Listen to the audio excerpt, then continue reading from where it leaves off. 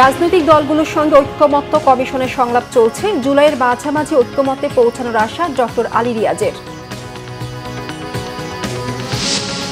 আশুলিয়ায় 6 লাশ পোড়ানোর মামলায় সাবেক এমপি সাইফুল সহ 16 জনকে আসামি করে ট্রাইব্যুনালে তদন্ত প্রতিবেদন দাখিল। দেখছিলেন ক্রাউন সিমেন্ট সংবাদ শিরোনাম, এবার বিস্তারিত। জুলাই সনদ নিয়ে এ মাসের মাঝামাঝি সময়ে ঐক্যমত্যে পৌঁছানো যাবে বলে আশা প্রকাশ করেছেন ঐক্যমত্য কমিশনের সহসভাপতি ডক্টর আলী রিয়াজ। তিনি বলেন, বাংলাদেশের রাষ্ট্র কাঠামোর পরিবর্তনের মধ্য দিয়ে জবাবদিহিতা নিশ্চিত করতে কাজ করছে ঐক্যমত্য কমিশন। বুধবার জাতীয় ঐক্যমত্য কমিশনের দ্বিতীয় ধাপের 8ম বৈঠকের শুরুতেই জুলাই শহীদদের স্মরণে দাঁড়িয়ে 1 মিনিট নীরবতা পালন করা হয়।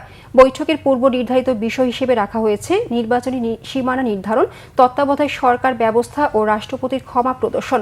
জুলাই অভ্যুত্থানের দায় প্রতিটি রাজনৈতিক দল অনুভব করে উল্লেখ করে অধ্যাপক আলী রিয়াজ বলেন, গণ অভ্যুত্থানের সাফল্য থেমে গেলে হবে না, সংস্কারের মধ্য দিয়ে তা এগিয়ে নিতে হবে।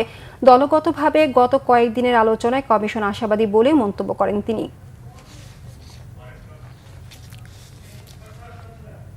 রাষ্ট্র তৈরি করতে পারি, যেন নাগরিকের গণতান্ত্রিক অধিকার সুরক্ষিত হয়, যেন জীবনের অধিকার সুরক্ষিত হয়, যেন গুম, হত্যা, বিচার বহির্ভূত হত্যা, বিচারিক হত্যার শিকার না হতে হয় আমাদের। জুলাই মাসের মাঝামাঝি সময়ে হয়তো একটা সনদের জায়গায় যেতে পারবো। এটা আপনাদের সকলের প্রচেষ্টা, সকলের আন্তরিক সহযোগিতাটা হচ্ছে সবচেয়ে বড় জিনিস। দর্শক, ফরেন সার্ভিস একাডেমিতে রয়েছেন বিশেষ প্রতিনিধি রিশান নাসরুল্লাহ, চলে যাচ্ছে তার কাছে। রিশান, ঐক্যমত্য কমিশনের সাথে রাজনৈতিক দলগুলোর সংলাপের আর কি তথ্য আছে আপনার কাছে, আমাদেরকে জানাবেন।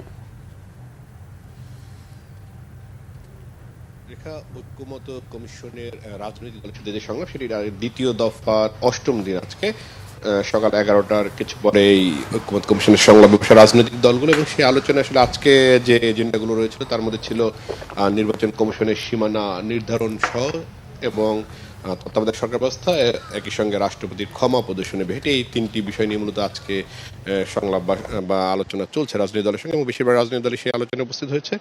এবং এরই মধ্যে যতটুকু আমরা জানতে পেরেছি, তারা আসলে মূলত নির্বাচন কমিশনের যে সীমানা পুনর্নির্ধারণের বিষয় সেটি নিয়ে আলোচনা, যেমন নির্বাচন কমিশন গঠনের বেশ কিছু দিক রয়েছে, যেটি সাংবিধানিক প্রতিষ্ঠান, সেটি তার ক্ষমতা, তার অবস্থান, সেই বিচারগুলো বিশ্লেষণ করা হচ্ছে, আইনি দিকগুলো বিশ্লেষণ করে রাজনীতিবিদরা বক্তব্য রাখছেন। এবং সংস্কার ঐক্যমত্য কমিশনের সহসভাপতি আলী রিয়াজ যেটি বলেছেন যে তারা মনে করছেন যে এই আলোচনার মাধ্যমে জুলাইয়ের মধ্যভাগে বা শেষ ভাগে গিয়ে রাজনৈতিক দলের সঙ্গে একটু ঐক্যমতে তারা পৌঁছতে পারবেন, এর ফলে যে জুলাই সনদের যে বিষয়টি রয়েছে সেটিও কার্যকর হবে। তারা বলছেন যে এর মধ্য দিয়ে যে রাজনৈতিক সংস্কার বা বাংলাদেশের রাষ্ট্র গঠনের যে বিষয়গুলো রয়েছে সেটি তারা এক ধরনের খসড়া তৈরি করছেন এই ঐক্যমতের ভিত্তিতে, এবং সেটি আসলে জুলাইয়ের শেষ নাগাদ তারা ঘোষণা করতে চান। এবং সেই ব্যাপারে রাজনৈতিক দলগুলো ইতিমধ্যেই তারা যেটি বলছেন যে বেশ কিছু বিষয়ে তারা একমত হয়েছেন, এবং তারা বলছেন যে অমীমাংসিত বিষয়গুলো আছে আলোচনার মাধ্যমে সেগুলো হয়তো শিগগিরই মীমাংসিত হবে, এবং একমত পোষণ করবে রাজনৈতিক দলগুলো। এই ছিল মোটা দাগে আসলে ঐক্যমত্য কমিশনের সংলাপের বিষয়। রিশান, আপনাকে ধন্যবাদ। 5 আগস্ট আশুলিয়ায় 6 লাশ পোড়ানোর মামলায় সাবেক এমপি সাইফুল সহ 16 জনকে আসামি করে তদন্ত প্রতিবেদন আদালতে দাখিল করেছে প্রসিকিউশন। বিচারপতি নজরুল ইসলাম চৌধুরী নেতৃত্বাধীন ট্রাইব্যুনাল 2-এ কিছুক্ষণের মধ্যেই মামলার শুনানি শুরু হওয়ার কথা। সকালে এই মামলায় গ্রেফতার পুলিশ কর্মকর্তা আব্দুল্লাহ হিল কাফি, শাহিদুল ইসলাম, ডিবির পরিদর্শক আরাফাত সহ 7 জনকে হাজির করা হয় ট্রাইব্যুনালে। গত 19 জুন তদন্ত প্রতিবেদন হাতে পায় প্রসিকিউশন। তদন্ত প্রতিবেদনে সাভারের সাবেক এমপি সাইফুল ইসলাম সহ 16 জনকে অভিযুক্ত করা হয়। 6 জনকে গুলি করে হত্যা ও লাশ পোড়ানোর বেশ কয়েকজন পুলিশ সদস্যের সংশ্লিষ্টতার অভিযোগ করা হয়েছে। গত বছরের 5 আগস্ট সাভারের আশুলিয়ায় পুলিশের গুলিতে প্রাণ হারান 6 তরুণ। এরপর পুলিশ ভ্যানে তাদের লাশ তুলে আগুনে পুড়িয়ে দেওয়া হয়। এ ঘটনায় 11 সেপ্টেম্বর মানবতা বিরোধী অপরাধের অভিযোগ এনে আন্তর্জাতিক অপরাধ ট্রাইব্যুনালে মামলা করা হয়। এদিকে ট্রাইব্যুনালে আজ গণঅভ্যুত্থানের মুখে ক্ষমতাচ্যুত প্রধানমন্ত্রী শেখ হাসিনার বিরুদ্ধে করা আদালত অবমাননার মামলার শুনানিও হওয়ার কথা। গত ১ জানুয়ারি থেকে ৩০ জুন পর্যন্ত জাতীয় পরিচয়পত্র সংশোধন ৯,৭,৬৬২টি আবেদন নিষ্পত্তি করেছে নির্বাচন কমিশন। নির্বাচন ভবনে এনআইডির ক্র্যাশ প্রোগ্রাম নিয়ে সংবাদ সম্মেলনে একথা জানান নির্বাচন কমিশনের সিনিয়র সচিব আক্তার আহমেদ। তিনি বলেন, এনআইডি কারেকশনের জন্য ৯,৮৪,হাজার ৩৫৬টি আবেদন পেন্ডিং ছিল। এর মধ্যে ক্র্যাশ প্রোগ্রামের মাধ্যমে জানুয়ারি থেকে জুন পর্যন্ত নিষ্পত্তি হয়েছে ৯,৭,৬৬২টি আবেদন। অনিষ্পন্ন আবেদন রয়েছে ৭৬,৬৯৪টি।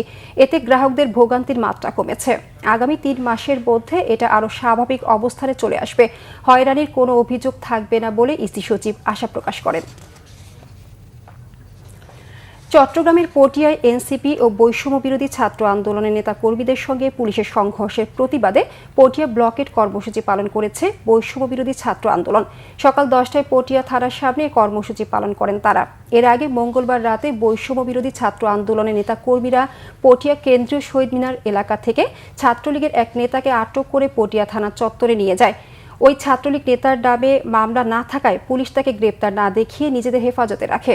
এতে ক্ষুব্ধ নেতাকর্মীদের সঙ্গে পুলিশের বাকবিতণ্ডা হয় এবং এক পর্যায়ে সংঘর্ষের ঘটনা ঘটে। এতে উভয় পক্ষের অন্তত 10 জন আহত হয়েছেন। শর্ত সাপেক্ষে গাজায় 60 দিনের যুদ্ধবিরতিতে ইসরায়েল রাজি আছে বলে জানিয়েছেন মার্কিন প্রেসিডেন্ট ডোনাল্ড ট্রাম্প। এতে রাজি না হলে হামাসের জন্য চরম পরিণতি অপেক্ষা করছে বলে হুঁশিয়ার করেছেন তিনি। ইসরায়েলের প্রধানমন্ত্রী বেনিয়ামিন নেতানিয়াহুর ওয়াশিংটন সফর আর হোয়াইট হাউসে বৈঠকের কয়েকদিন আগে গাজার যুদ্ধবিরতি নিয়ে এমন বার্তা দিলেন প্রেসিডেন্ট ট্রাম্প। ইসরায়েলের সম্মতির কথা সামাজিক মাধ্যমে জানিয়ে ট্রাম্প বলেছেন, শর্তসহ চূড়ান্ত প্রস্তাব মিশর ও কাতার জানাবে। যুদ্ধবিরতির মধ্যস্থতাকারী দুই দেশের কঠিন চেষ্টার বিষয়টিও উল্লেখ করেছেন মার্কিন প্রেসিডেন্ট। 60 দিনের এই যুদ্ধবিরতি কার্যকর হলে একে স্থায়ী রূপ দিতে ইসরায়েল ও হামাসের মধ্যে আলোচনা শুরু হবে বলেও জানিয়েছেন ট্রাম্প। গাজা যুদ্ধবিরতি বারবার ব্যর্থ হওয়ায় একাধিক আয়োজনে ইসরায়েল ও হামাসের প্রতি চরম বিরক্তি প্রকাশ করেছেন তিনি। গাজার সহিংসতা বন্ধের জন্য হামাসকে নিরস্ত্রীকরণের শর্ত দিয়ে রেখেছে ইসরায়েল।